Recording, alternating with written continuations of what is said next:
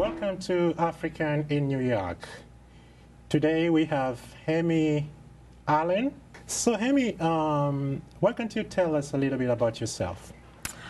Well, I'm originally actually from Pittsburgh, Pennsylvania, and I have always been interested in other languages and cultures and studied other languages in school. And when I was a student, I went and I lived in France for a while, and I went back. And I've traveled quite a bit with my music in Europe and in Africa, and some of it has inspired me to write music about the experiences. And just tell me about your music. Well, I grew up listening to jazz, actually, because my mother is a connoisseur and a fan, and it was kind of the soundtrack of my childhood. She always had the music on. Other music also, other types of music as well, but jazz really did predominate. So I grew up with that. My mother's also a singer. I grew up singing. I have an older brother who is a musician, and there was a lot of music in the house. So I think I was singing since I was probably 4 or 5 or 6 or something. And what's so special about jazz music that, you know, kind of inspired you? What's so interesting about jazz to me, there's so many things. I am definitely drawn to rhythmic and harmonic complexity, and I find that just feeds and satisfies my curiosity and my creative needs. So I love jazz for that reason. But also, jazz is an art form that allows everyone's personality to shine. It's not really about fitting into a box of preconceived notions. It's about expressing yourself in a way that only you can. And sometimes that means taking your audience on a journey with you, somewhere where they wouldn't be expecting to go. And I love that about jazz. One thing I like about your music is you mix cultures and languages. I mean, you sing in English, you sing in French, you sing in Portuguese. Yes. You know, it's it's very rare to see an American singing in other languages. So I'm not the only one. There are others.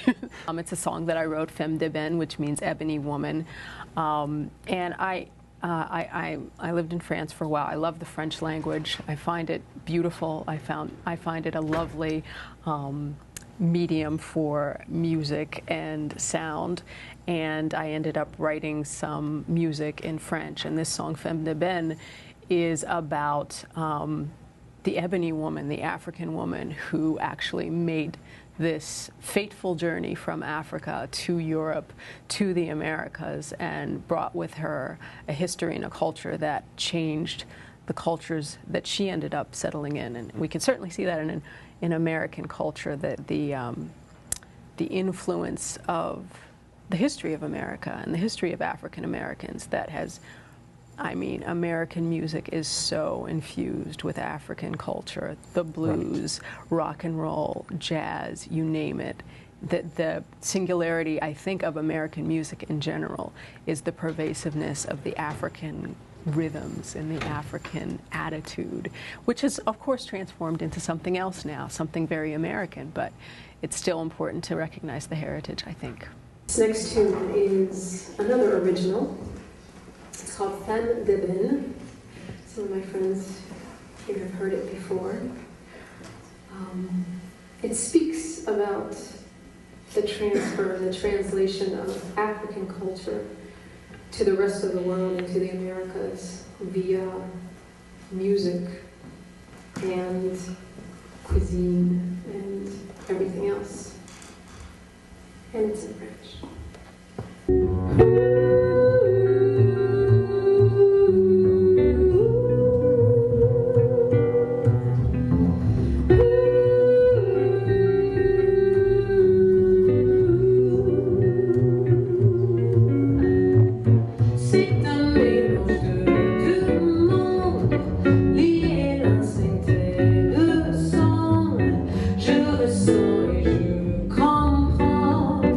Rythme et soir.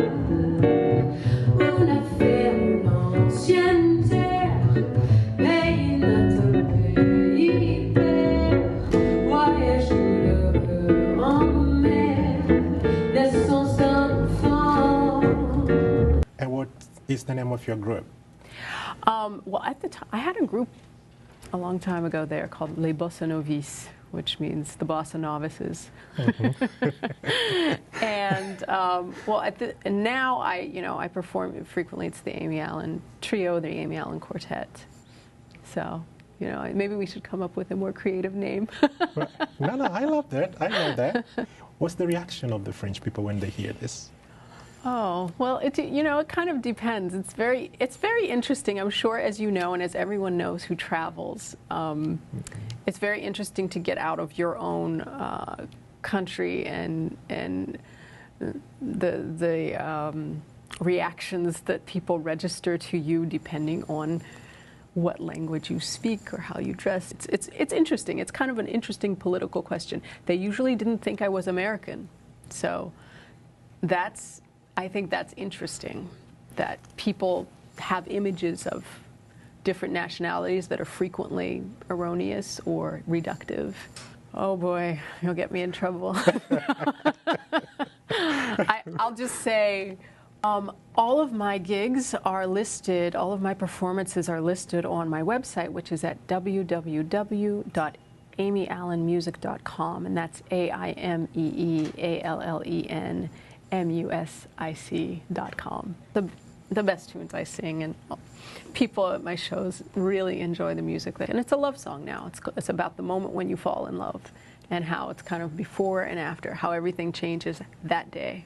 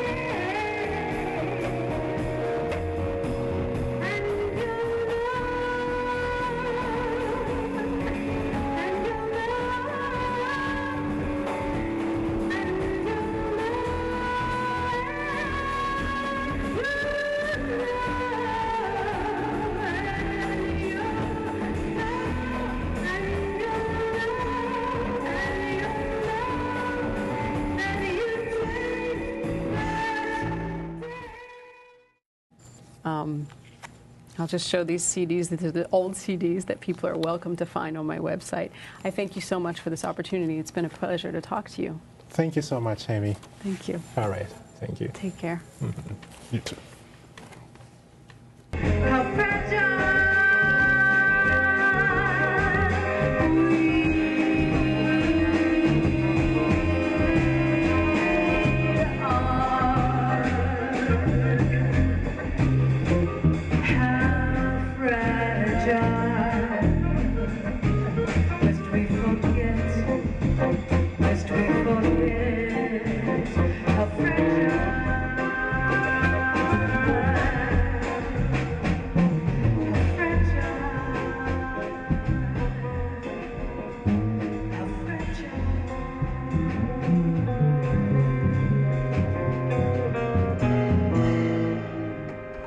We now have Robert Haile.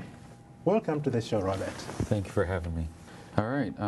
Well, I was born in Eritrea, raised in Ethiopia, before relocating to the United States about 8 years ago to pursue higher education. I started at UC Davis, finished my first degree there, worked for about 2 years, and decided to do graduate school. So I came to New York about 6 months ago to attend Columbia. But today, you are here for a very special case. All right, so the idea is to collect recyclables, cans, glasses, and water bottles to raise funds to help build schools in developing countries. So are you only working in Ethiopia? So right now we are working in Ethiopia and India. We have built a school and a well, and now we're working on a second well in the northern part of Ethiopia. Support for this? Absolutely. So, you know, as I mentioned earlier, we raise funds through recyclables, but in addition to that, we do fundraisers, we take donations as well. So it's a combination of different ways of raising funds. I really support all of the ideals of this organization. I really support how Balls for Poverty takes the simple idea of collecting recyclables and using that towards making a difference in the lives of others. And with what we do, by providing them with just one building, one school, it'll completely change their lives. So how does this work? Like students need to give out some bottles, you know, correct some bottles and take them to schools and... So the way it works is we have made it easier for people to drop it off in our location at any time. We have a location in California where you can come in at any time and leave it in front of our door. We take it in, you know, every 2 weeks or so. We have, you know, a group of people, a group of students that come in, help us process it. It has to be separated based on density, based on material, and so on, size, you know, different things. And we do that and process it and take it to a recycling center where we exchange it for money. So tell me, how does this make a difference? You know, meaning that you're using recycling, you know, industry to promote education in developing countries. I mean, how does this make a difference? Okay, so the place where we built the school, it's in the northern part of Ethiopia, a very rural, remote part of the country, where you have generations of kids that are not educated, you know, generations of families that don't even know how to read and write. So by building a school, one, we're equipping them with you know, with the tools they need to succeed. You know, there's a lot of schools that adopted the idea and are, you know, continuing with different projects, which is, you know, fantastic. BFP is interactive for students because it's relatively easy, it's not monetarily demanding, and it's easily passed on to your roommates, coworkers, or friends.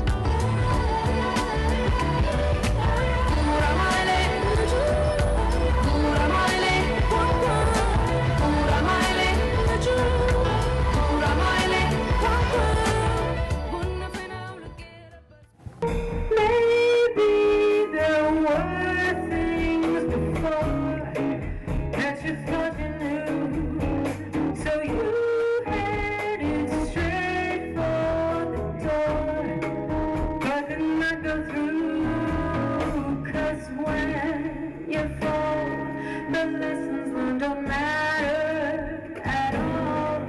You'll find a new reason.